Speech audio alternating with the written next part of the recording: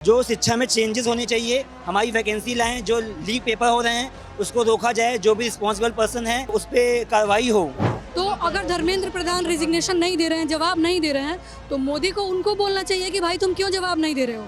But किसी भी department में असिस्टेंट इंजीनियर की वैकेंसी नहीं आ रही है। मैंने आपको वोट दिया है, मैं आपसे जवाब मांग सकती हूँ। तो आप भी आइए प्रधानमंत्री जी, आप भी ज्वाइन कीजिए, जवाब दीजिए। हमें इंतजार आपका ही है कि देखो तुमने क्या चुना था और कैसा तमाचा तुम्हें मिला, कि आपका बैकग्राउंड ढूंढा जाएगा, आपको देशद्रोही घोषित कर दिया जाएगा। आपको डर नहीं लगता? किस बात का डर? नमस्कार, आदाब, सत श्री अकाल, जय भीम, जोहार। मेरा नाम है नवीन कुमार। रात के 8:45 बज रहे हैं, लेकिन कई बार केवल घड़ी की सुइयां चलती हैं, समय नहीं कटता है। इतने सारे लोग जो जंतर मंतर पर आए हुए हैं, वो इंतज़ार कर रहे हैं उस समय का जब धर्मेंद्र प्रधान का इस्तीफा होगा, जब नरेंद्र मोदी सरकार की जवाबदेही तय होगी, जब ये तय होगा कि नौजवानों के भविष्य को लेकर हुकूमत कैसे सोचती है। तो इसके पहले हमने कुछ वकीलों से बात की थी, अब बहुत सारे इंजीनियर मिल गए अचानक से, ढेर सारे। तो ज़रा समझने की कोशिश करते हैं कि नई पीढ़ी है, नए सपने हैं, नया भारत बनाना चाहते हैं, तो अपनी तैयारी वैयारी छोड़कर यहाँ क्या करने आए हैं। रात के 8:45 बजे तक तो खाना वाना खाकर सोने का समय हो जाता है, सुबह जल्दी जग के पढ़ना होता है बच्चों को। क्या नाम है आपका? शाश्वत त्रिपाठी। शाश्वत त्रिपाठी। शाश्वत, आप क्या करते हैं? मैं बीटेक पास आउट हूँ, 2022 बैच पास आउट हूँ और अभी तक कोई वैकेंसी नहीं आई है। मैं असिस्टेंट इंजीनियर लेवल के लिए मैं असिस्टेंट इंजीनियर की तैयारी कर रहा हूँ, बट किसी भी डिपार्टमेंट में असिस्टेंट इंजीनियर की वैकेंसी नहीं आ रही है और हम लोग को डिमोट करके जेई लेवल पे भेजा जा रहा है, जिसके लिए डिप्लोमा वाले ऑलरेडी एलिजिबल हैं। तो हम लोग कहाँ जाएं, ये बताइए। तो 4 साल आपने पढ़ाई की और 4 साल से बेरोजगार बैठे। हाँ, ऑल इंडिया लेवल पे सिर्फ 3 से 4 वैकेंसी आ रही है पीएसयूज में। तो बताइए हम लोग कैसे इस कंपटीशन में करें, बताइए। और जेई की जो वैकेंसी आ रही है उसमें सिर्फ डिप्लोमा वाले एलिजिबल हो गए। अभी हाई कोर्ट का जवाब आ गया है कि डिप्लोमा के लिए सिर्फ जेई के लिए जो है सिर्फ डिप्लोमा वाले एलिजिबल हैं। तो बताइए हम लोग कैसे करें सर। तो यहाँ क्या करने आए? यहाँ पे सर हम लोग आए हैं कि जो शिक्षा में चेंजेस होने चाहिए, हमारी वैकेंसी लाएं, जो लीक पेपर हो रहे हैं उसको रोका जाए, जो भी रिस्पॉन्सिबल पर्सन है उसको उस पर कार्रवाई हो। तो आपको लगता है कि इतने सारे लोग इकट्ठे हो गए हैं, थोड़ी नारेबाजी हो रही है, थोड़ी डफली, थोड़ा गाना, थोड़ा तराना, सरकार पर कोई फर्क पड़ेगा? पढ़ना तो चाहिए, लेकिन जैसा सरकार का रुख है मुझे लग नहीं रहा है कि उसको कुछ असर कुछ पड़ रहा है सरकार को।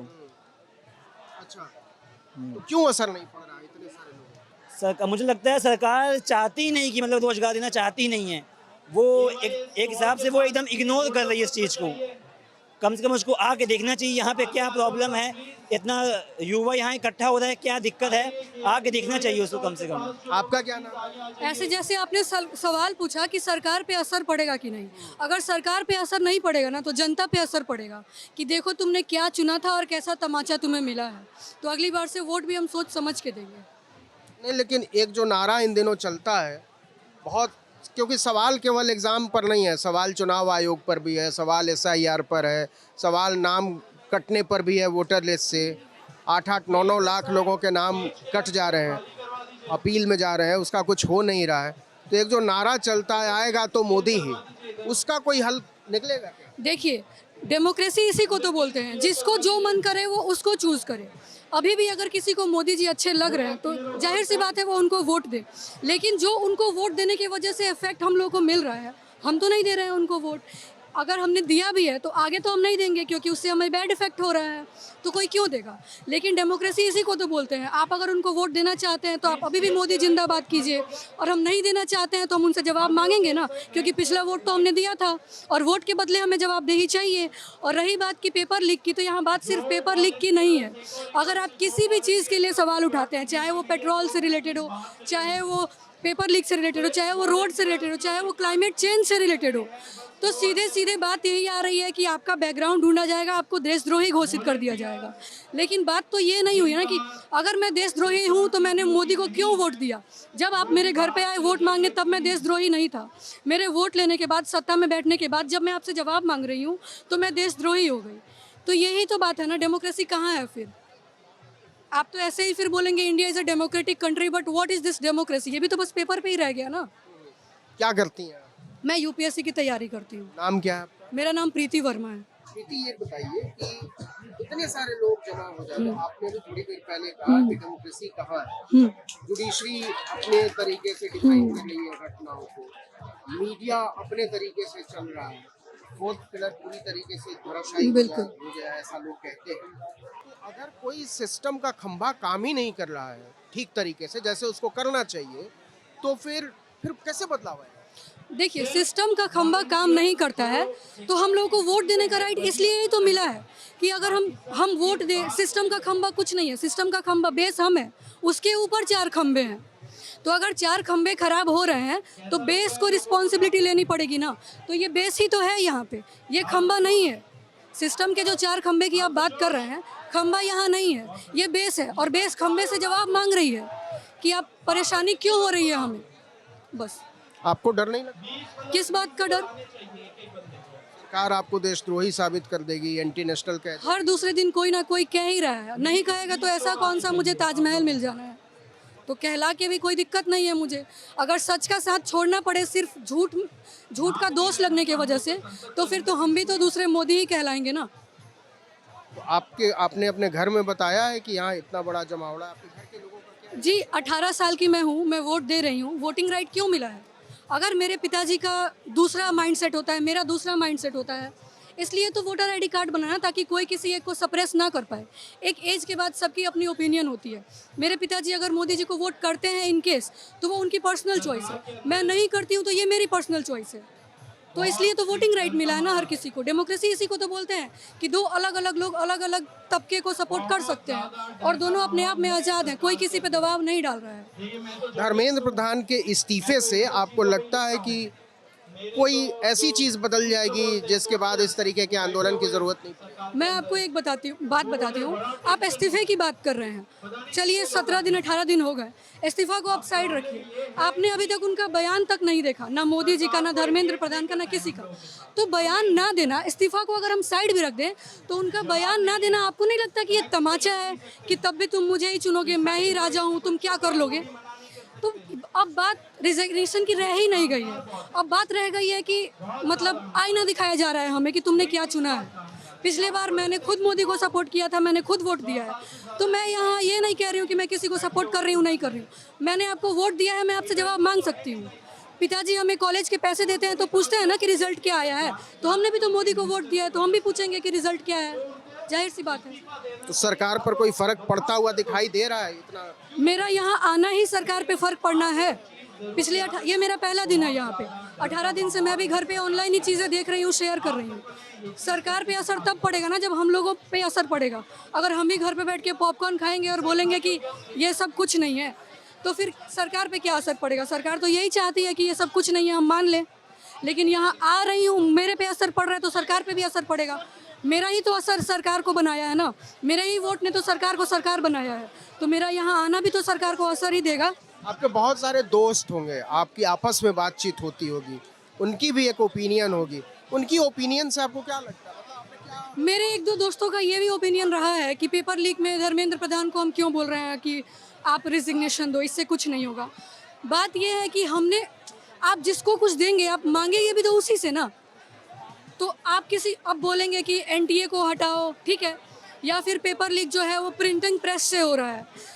तो भाई अगर ऐसे हम प्रिंटिंग प्रेस के खिलाफ, अलग अलग चीज़ों के खिलाफ वोट उठाने लगे मुद्दा, तो ऐसे तो हम एक एक बॉडी को ढूंढ के उठाते रह जाएंगे। फिर जो हमारा मेन मुद्दा है, जिसको हमने गार्जियन बना रखा है इस फील्ड का, एजुकेशन के फील्ड का, गार्जियन जवाब देने के लिए ही तो होता है। तो एजुकेशन फील्ड का जो गार्जियन है, ये उसका काम है जवाब देना। बस सिंपल सी बात है। ज्यादा बड़ी जवाबदेही किसकी है, धर्मेंद्र प्रधान की, जनता की, या नरेंद्र मोदी की? देखिए, मिनिस्ट्री बनी ही इसलिए है कि अलग अलग तबके को अलग अलग लोग जवाब दे पाए। हर चीज़ के लिए अगर प्रधानमंत्री को ही जवाब देना पड़े तो मिनिस्ट्री बनी क्यों है? सारी मिनिस्ट्री प्रधानमंत्री को दे दीजिए फिर। और रही बात कि धर्मेंद्र प्रधान से ही जवाबदेही चाहिए हमें, लेकिन धर्मेंद्र प्रधान को मिनिस्टर बनाने वाले तो मोदी है ना। तो अगर धर्मेंद्र प्रधान रिजिग्नेशन नहीं दे रहे हैं, जवाब नहीं दे रहे हैं, तो मोदी को उनको बोलना चाहिए कि भाई तुम क्यों जवाब नहीं दे रहे हो। और हमें सोचना चाहिए कि मोदी भी जवाब क्यों नहीं दे रहे हैं इस बात पे। उनके तो एकदम सुन्न हो गए हैं ना सब। जवाब तो दूर की बात है, आप एटलीस्ट देख भी नहीं रहे हैं कि यहाँ सोनम वांगचुक सर तो स्टूडेंट नहीं है, फिर भी वो यहाँ बैठे हैं। तो अगर आप सोचिएगा कि ये सिर्फ स्टूडेंट्स का प्रोटेस्ट है तो आप बहुत गलत हैं। यहाँ अलग अलग तबके के लोग ना अपनी हर प्रॉब्लम्स लेके आए हुए हैं, तो ये सिर्फ स्टूडेंट्स का प्रोटेस्ट नहीं है, ये आम जनता का प्रोटेस्ट है। ये प्रोटेस्ट अब आपको इतने दिनों के बाद पॉलिटिकल नज़र आ रहा है, नॉन पॉलिटिकल? प्रोटेस्ट पॉलिटिकल नहीं होता है, प्रोटेस्ट नॉन पॉलिटिकल ही होता है। और अगर आप इसको पॉलिटिकल नज़ारा दे रहे हैं ना, तो आप देखेंगे कि यहाँ सिर्फ लेफ्ट के लोग आ रहे हैं। इनकेस अगर आपको ऐसा लगता है तो राइटिस्ट क्यों नहीं आ रहे हैं जो अभी सरकार में है? आप आइए ना, मना थोड़ी किया जा रहा है, इंतजार तो एक्चुअली में आपका ही है। लेफ्टिस्ट लोगों को आप बुला नहीं रहे हैं, वो अपने मन से आ रहे हैं हमें ज्वाइन करने। तो आप भी आइए प्रधानमंत्री जी, आप भी ज्वाइन कीजिए, जवाब दीजिए। हमें इंतजार आपका ही है, राहुल गांधी का इंतजार नहीं है। सत्ते में राहुल गांधी नहीं है, अगर होते तो जाहिर सी बात है उनका इंतजार होता और मोदी जी हमारे साथ खड़े होते। तो अगर मोदी जी को हम चाह रहे हैं कि वो आए, वो जवाब दें, नहीं दे रहे हैं, तभी तो लेफ्ट के लोग आ रहे हैं। लेकिन सोनम वांगचुक का एक बयान बड़ा चारों तरफ फैला कि अगर राहुल गांधी नहीं आते हैं, अखिलेश यादव नहीं आते हैं, तो ये उनके छोटे दिल का परिचायक होगा। तो वो तो चाहते हैं कि राहुल गांधी की कोई ना कोई जवाबदेही तय हो। देखिए, लीडर ऑफ अपोजिशन होता ही इसलिए है। मेरा और आपका सवाल पूछना ना इस माइक और इस कैमरे तक ही रह जाएगा। शायद सोशल मीडिया पे हम लोग मिलियन मिलियन व्यूज़ ले लेंगे, फ़ायदा कुछ नहीं है जब तक चीज़ें ऑफिशियली नहीं होती हैं। और ऑफिशियली लीडर ऑफ अपोजिशन का ही काम है कि अगर देश में कोई प्रॉब्लम हो रही है तो वो सरकार से जवाब मांगे। हम और आप तो नहीं जाएंगे पार्लियामेंट में जवाब मांगने। तो लीडर ऑफ अपोजिशन होता ही इसलिए है ना कि हमारे मुद्दे को और ख़राब पॉलिसी कोई हो रही है तो वो उसके खिलाफ सरकार से जवाब मांगे। बस इसलिए शायद वो उनको बुलाना चाह रहे हैं और ये अच्छी बात है कि वो हमें ज्वाइन करें। लेकिन वही बात है, इंतज़ार तो मोदी जी और इन लोगों का है, बीजेपी का है। अगर कोई और आ रहा है तो ये उनका बड़प्पन है, लेकिन हमें तो इंतज़ार बीजेपी का ही है। आपका सब्जेक्ट क्या है? पॉलिटिकल साइंस है मेरा सब्जेक्ट। चूँकि आप पॉलिटिकल साइंस की विद्यार्थी हैं और आप थॉट प्रोसेस में बड़ी क्लियर दिखाई दे रही हैं, तो इसलिए एक सवाल शायद मैं नहीं पूछता, लेकिन अब मैं पूछ लेना चाहता हूँ। शुरू में ये कहा गया अभिजीत दिपके की तरफ से कि पॉलिटिकल लोगों का स्वागत नहीं है, वो दूर रहें यहाँ से, और इनफैक्ट उन्होंने हमको फेल किया है, इसलिए सीजेपी का जन्म हुआ है। अब वो कहते हैं कि पॉलिटिकल लोगों को आना चाहिए, एक लिस्ट जारी की जाती है नेताओं की और लोग आते भी हैं इस तरीके से। आपको लगता है कि चूँकि शुरू से किसी भी सिविल सोसाइटी ग्रुप से कंसल्ट नहीं किया गया, अभी भी सीजेपी का जो पूरा स्ट्रक्चर है वो किसी भी तरीके से डेमोक्रेटिक नहीं है, वो यार दोस्तों के दम पर कुछ बन गया है और लोग उसके चारों तरफ इकट्ठे हो गए। ये क्लैरिटी अगर शुरू से होती, सिविल सोसाइटी को इन्वॉल्व किया जाता, स्टूडेंट्स ग्रुप को भी इन्वॉल्व किया जाता, तो शायद ये आंदोलन और पहले किसी कंक्लूजन तक पहुंच सकता था। देखिए, जैसे आपने अभी एक बात बोली ना कि पॉलिटिकल लोगों को, पॉलिटिकल लोग कौन होते हैं? हम जो खाना खा रहे हैं ना, वो भी पॉलिटिक्स ही है। आप ये जो माइक पकड़े हुए हैं, जो आपका सोशल मीडिया काम कर रहा है ना, ये भी पॉलिटिक्स ही है। सबसे बड़ी प्रॉब्लम क्या है ना कि लोग आजकल बोलते हैं कि मैं पॉलिटिक्स से दूर हूँ। पॉलिटिक्स से आप दूर हो सकते हैं अपनी आंखें बंद करके, शुतुरमुर्ग की तरह जो होता है ना, छुप के, लेकिन पॉलिटिक्स आपसे दूर नहीं रह सकता है। आपका भोजन, आपका कपड़ा, आप जो बोल रहे हैं, आपका बयान, इवन आपके मोबाइल में स्क्रॉल करते हुए जो आ रहा है ना, वो भी पॉलिटिक्स ही है। अगर आप इस बात को नहीं मानते हैं तो आप एक शुतुरमुर्ग हैं। और मतलब nothing is personal. Definitely nothing is personal, everything is political. अगर ये चीज़ पॉलिटिकल नहीं होती, मतलब ये अपने आप में एक बेवकूफ़ी है कहना कि मैं पॉलिटिक्स से दूर हूँ। आप पॉलिटिक्स से दूर नहीं है। आपके फूड में जो एडल्ट्रेशन हो रहा है ना, वो भी पॉलिटिक्स ही है। अगर आपको लगता है कि आप पॉलिटिक्स से दूर हैं तो आप बस बेवकूफ़ी कर रहे हैं और अकाउंटेबिलिटी नहीं लेना चाहते हैं। नई पीढ़ी है और कितनी क्लियर है अपने थॉट प्रोसेस में, और जो लोग ज़्यादा उम्र पार कर चुके हैं उनको इन नए बच्चों से सीखना चाहिए और समझना चाहिए कि आंदोलन कितना ज़रूरी है अधिकारों को बचाने के लिए, न्याय को बचाने के लिए, बंधुत्व और बराबरी को बचाने के लिए। ज़्यादा से ज़्यादा लोगों का शामिल होना इस तरह के तमाम आंदोलनों में बहुत ज़रूरी है ताकि अंततोगत्वा लोकतंत्र को बचाया जा सके। नमस्कार।